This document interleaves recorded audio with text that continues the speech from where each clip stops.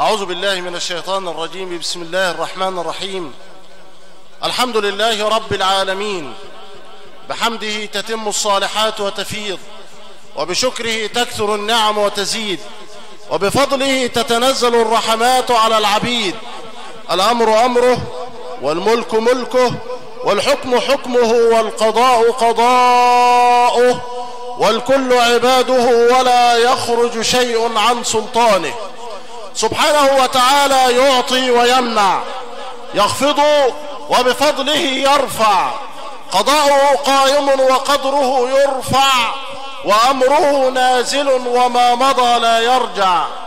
من عرفه وتمسك بحبه يأمن ولا يفزع، ومن غفل عنه يظل ناقما يتوجع.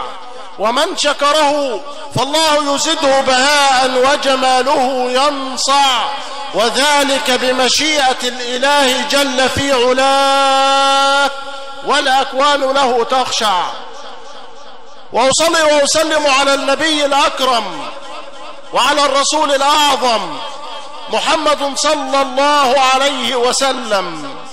سلامي على بدر أتم فسلما، وأخفى ضياء الشمس لما تبسما. سلامي على من صار بالليل فانجلى، أضاء به كل ما كان مظلما. سألت مكة عن طبيب قلوبنا، قالت مليحا بالورى ومعظما. قلت يا مكة كيف صفاته؟ قالت يفوق البدر في كبد السماء. قلت يا مكة هل ظللته غمامة؟ قالت نعم والضب جاء وسلما.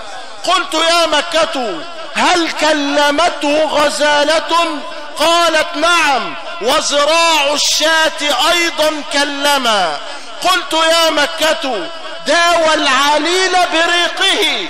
قالت ورد عين قتادة بعد العمى. قلت يا مكة باض الحمام لغاره؟ قالت والعنكبوت جاء وخيما. قلت يا مكة نبع الزلال بكفه؟ قالت وروى العطاش بعد الظما. قلت يا مكة بات النبي في منى؟ قالت لبى وطاف وأحرما. قلت يا مكة قصدي أزور المصطفى؟ قالت اذهب لأرض طيبة محرما. قلت يا مكة ما اسمه؟ قالت محمد شفيعا لمن صلى عليه وسلم. نريد أولا أن نعطر المكان ونطيب المكان بالصلاة والسلام على سيد الأنام محمد صلى الله عليه وسلم. قرأ علينا كارون الكريم أمد الله في عمره وحفظ له لسانه وقوله، الذي أثلج صدورنا بما تيسر له من سورة يوسف، السورة التي تكلمت عن قصة واختتمت بالقصة. سورة يوسف ذكرت أشياء كثيرة، ذكرت قضية الحسد، ذكرت قضية الحقد، ذكرت قضية الأرحام وتقطع الأرحام. سورة يوسف تكلمت عن الرؤيا، أفضل سورة تحقق فيها الرؤيا. تكلمت عن رؤيا يوسف أنه رأى 11 كوكبا والشمس والقمر، وتحقق له في آخر السورة. تكلمت عن رؤيا الملك وكيف تحققت رؤيا الملك. لو احنا اتكلمنا عن كل الحاجات ديت هناخد وقت كتير. انا هتكلم معاك في نقطتين اتنين، في كلمتين اتنين وردوا في القرآن في نفس سورة يوسف على لسان نبي الله يوسف. الكلمتين دول وردوا في هذه السورة فقط، والكلمتين دول الآيات بتاعتهم اختتمت بنفس الختمة ما اتغيرتش، وهذا من إعجاز الله سبحانه وتعالى. نسأل الله عز وجل أن يمدنا بمدده. كلمتين ايه؟ قال معاذ الله. متى قال يوسف عليه السلام معاذ الله، أي ألجأ بالله وأتوكل على الله وأبرأ لله وأسلم أمري وأفوض وأفوضه وأستعين على الله سبحانه وتعالى. الموضع الأول عند ظلم الإنسان لنفسه. عندما أرادت امرأة العزيز أن توقع بنبي الله يوسف بجريمة الزنا، عندما قال الله عز وجل وهمت به وهم بها لولا أن رأى برهان ربه. متى حدث ذلك؟ عندما أرادت أن توقع بنبي الله يوسف في الزنا قال معاذ الله إنه ربي أحسن مثواي إنه لا يفلح من الظالمون. الذي يوقع نفسه في جريمة كهذه فهو ظالم لنفسه. وراودته التي هو في بيتها عن نفسه وغلقت الأبواب وقالت هيت لك، قال معاذ الله إنه ربي أحسن مثواي. عندما يستعين المرء بالله لا يرى إلا الله عز وجل، ولا يتكلم إلا بلسان الله، ولا ينظر إلا محرمات الله، لأن الله سبحانه وتعالى حسبه. قالها إبراهيم عليه السلام حسبنا الله ونعم الوكيل. لما تيجي تشوف القراءات اللي وردت في الآية في كلمة هيت لك وردت بالفتح وبالكسر وبالتشديد وبالهمز. قالت هيت لك، قالت هيت لك، قالت هيت لك، قالت هئت لك يا يوسف، تجملت لك وتحسنت لك يا يوسف، تبرجت لك، استعددت لك، تهيأت لك. قال معاذ الله عفوا تعفوا نساؤكم في المغنم وتجنبوا ما لا يليق بمسلم.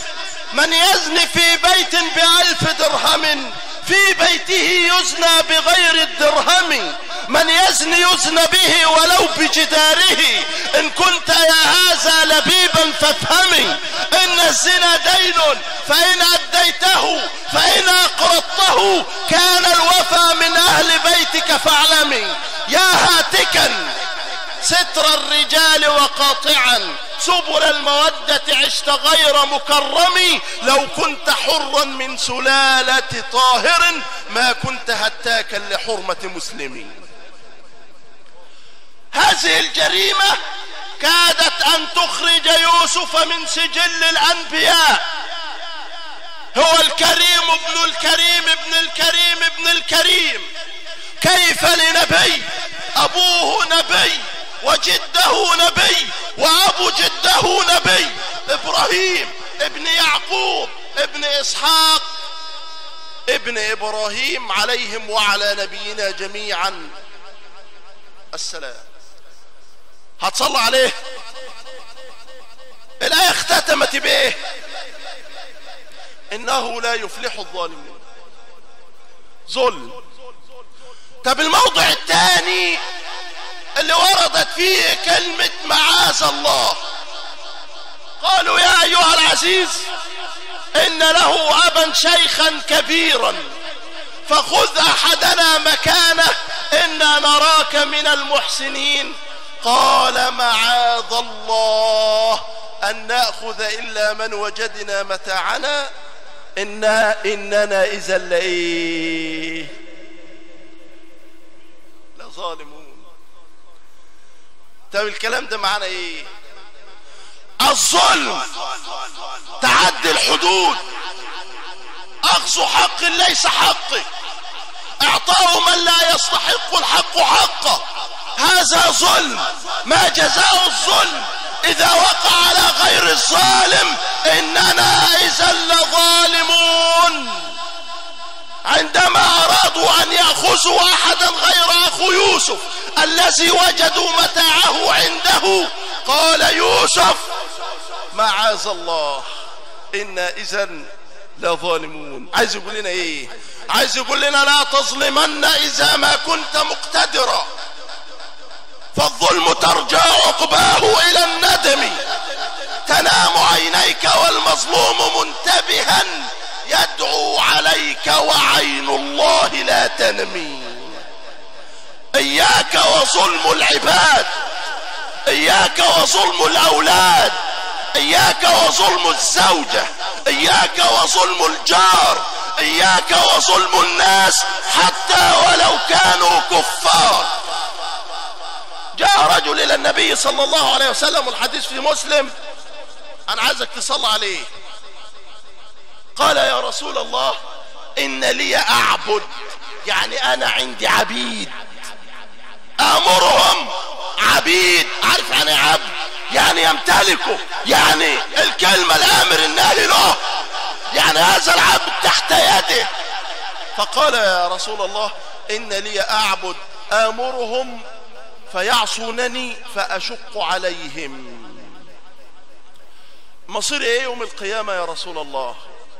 انت خدت بالك؟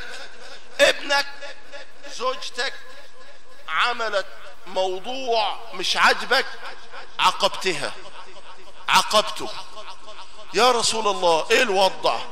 فقال صلى الله عليه وسلم، هتصلى عليه، يقاس بين جزائك وبين معصيتهم، فإن كان الجزاء أشد أخذ عليك، يعني يتخذ من حسناتك ويروح لهم، وإن كان الجزاء أقل وضع لك. فقال الرجل إذن هلكت يا رسول الله، يبقى أنا كده رحت في داهية. فقال النبي صلى الله عليه وسلم لهذا الرجل أفلا يقرأ القرآن؟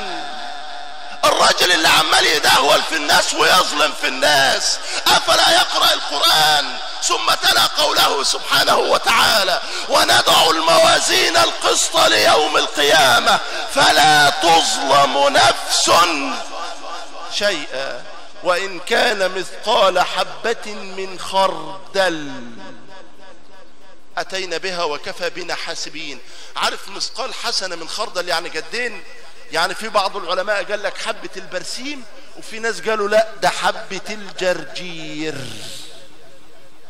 مثقال حبة من خردل أتينا بها وكفى بنا حاسبين.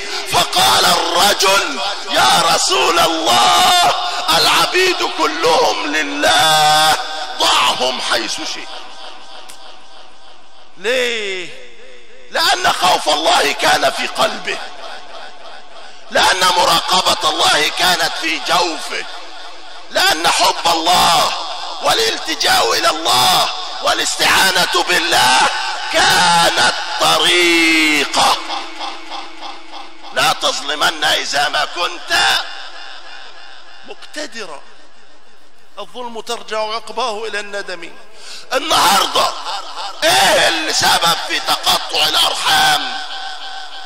ايه السبب في الهجر والخصام؟ ايه السبب في مقاطعة الناس؟ هو الظلم. الظلم إما باللسان وإما بالفعل.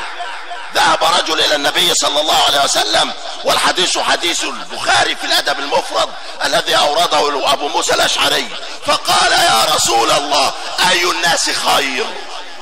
ايه أفضل الناس، أحسن الناس، أعظم الناس؟ أي الناس خير؟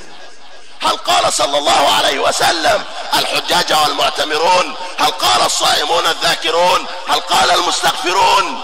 لا والله ما قالش الكلام ده. عندما ذهب رجل وقال يا رسول الله إن هذه المرأة كثيرة الصيام، كثيرة الإنفاق، كثيرة الصلاة، ولكنها تؤذي جيرانها بلسانها. فقال صلى الله عليه وسلم لا خير فيها، هي في النار. أي الإسلام خير يا رسول الله؟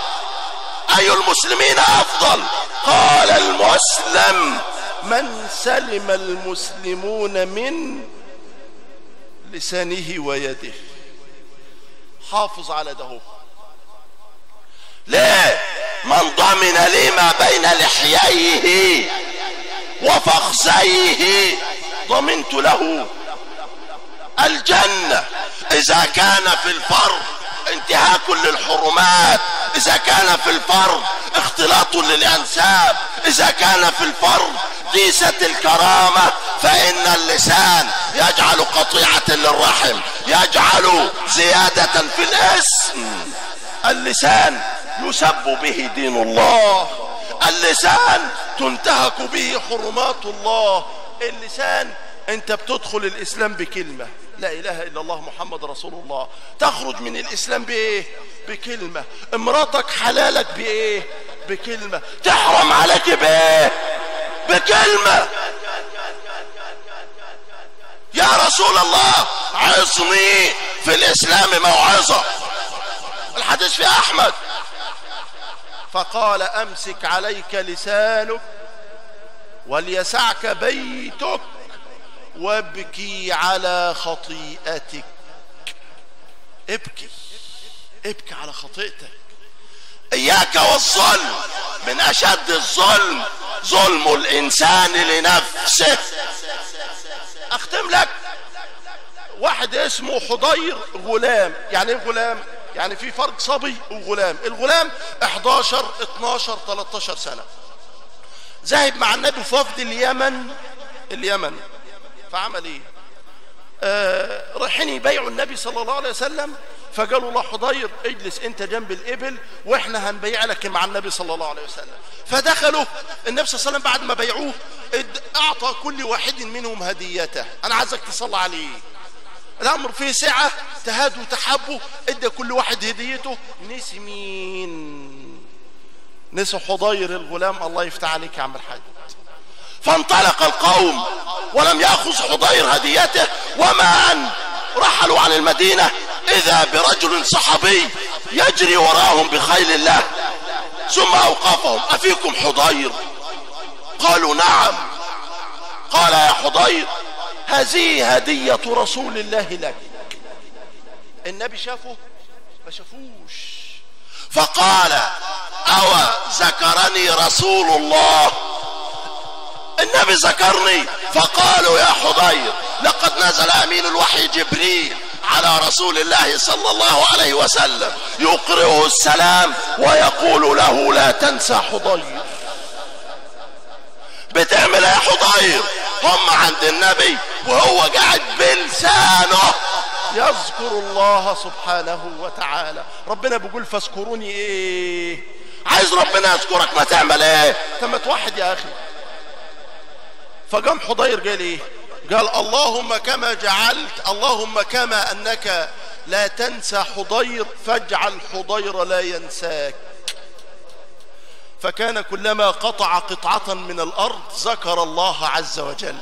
يعني كل خطوة بايه؟ يبقى اللسان لما تستعمله في الخير شوف وداك فين. طيب تعال بقى في الشر. هذكر لك حد يعرف ماعز ابن مالك، اول واحد اقيم عليه حد الرجم بالزنا في الاسلام. مالك ارتكب الزنا وذهب الى الرسول صلى الله عليه وسلم وقال: طهرني يا رسول الله. فاقام النبي صلى الله عليه وسلم حد الرجم. الرجم يعني يتحط في الارض لنصه كده ويتغمم، ونجيب حجاره من الكف وندننا نحدفه بيهم لما يموت، اسمه القذف، الرجم. فبعد ما اترجم ومات وهم بيدفنوه رجلين واقفين، النبي سامعهم بيقول ايه؟ الكلام ده احنا بنقوله كتير. شوف بقى اللي بيظلم نفسه، اللي ماشي لقى واحد يقول لك: ده شوف ده عامل ايه. اللي يلاقي واحده ماشيه يقول لك: ده شوف انت اطلعت عليها ليه؟ ازاي؟ فقال رجل لاخيه: أترى إلى هذا الذي تستر الله عليه فلم تدعه نفسه حتى رجم رجم الكلاب؟ أترى إلى هذا الذي تستر الله عليه فلم تدعه نفسه حتى رجم رجم الكلاب؟ فتركهم النبي صلى الله عليه وسلم وهو راجع مر على جيفة حمار منتن، فقال: تعالى، أين فلان وفلان؟ تعالوا. اهبطا انزلا فكلا من هذه الجيفة. فقالوا رحمك الله يا رسول الله، يغفر الله لك، أمثل هذا يؤكل؟ قال ما نلتما من أخيكما أشد عند الله من أكل هذه الجيفة. والذي نفس محمد بيده إنه الآن لا يغمس في أنهار الجنة غمسا. عمال يتغمس في أنهار الجنة. أقول لك آخر موقف واختم بيه، مش هقوله لما تصلى عليه. في المدينة بعد وفاة النبي صلى الله عليه وسلم في عهد مالك ابن أنس، الناس اللي عمالة تتكلم على بعض، الناس اللي عمالة تسب بعض وتقذف بعض. واحدة ميتة ماتت وجاءت المغسلة خلعت عنها ثيابها، نظرت إلى فرجها فضربت على الفرج وقالت كثيرا ما زنى هذا الفرج. هسألك سؤال، من الذي يدافع عن الذين آمنوا؟ من الذي يطلع؟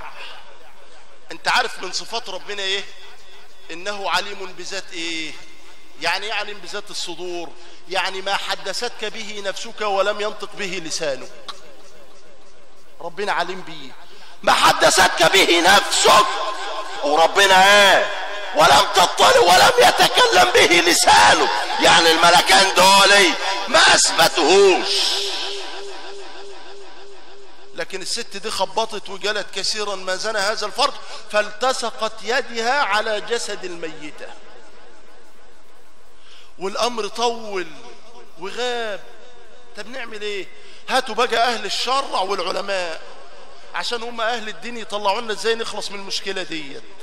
في ناس قالوا لا يا جماعه، الجثه بدل ماتت كامله تقابل ربنا كامله، نقطع جزء من ايد مين؟ من ايد المغسله.